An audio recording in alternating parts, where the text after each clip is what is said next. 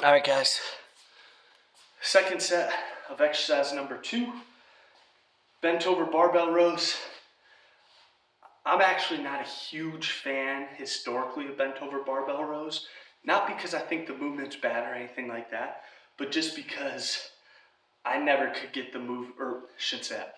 I had a harder time getting the movement to feel right compared to bent over dumbbell rows, bent over kettlebell rows, single arm kettlebell or dumbbell rows, machine rows, or even trap bar rows. I think trap bar rows are a great option. I made a short video about them last week, but I'll make more going forward because it's an exercise as far as 2-arm rows are concerned that I really like.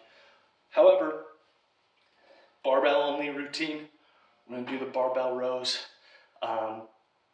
Alex Bromley made a great YouTube video last week about barbell rows that I watched, and it really inspired me. So I'm not great at them by any means.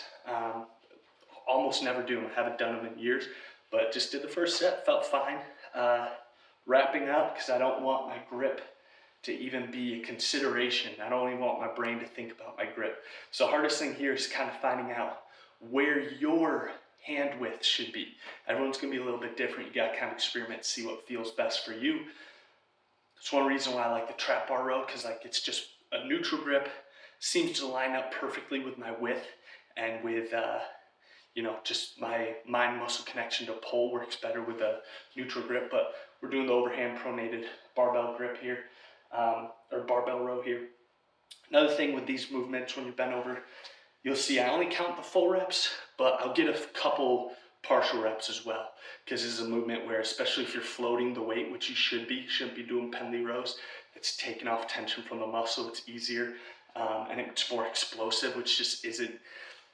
We don't want explosive ballistic movement if the goal is hypertrophy, right? So float the weight, that means pull it from the air, hang it, a couple inches off the ground.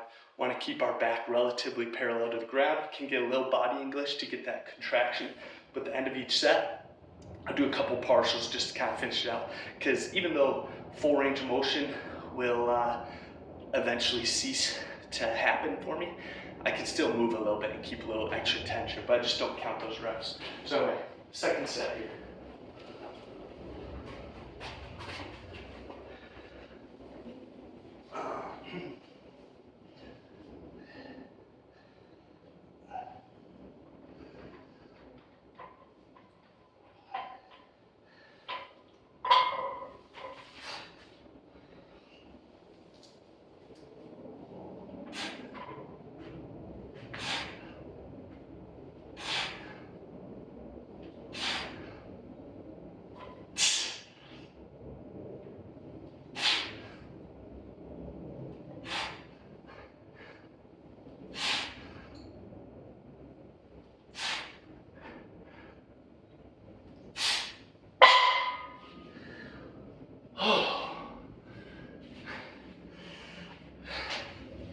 So yeah, it just feels a little awkward for me.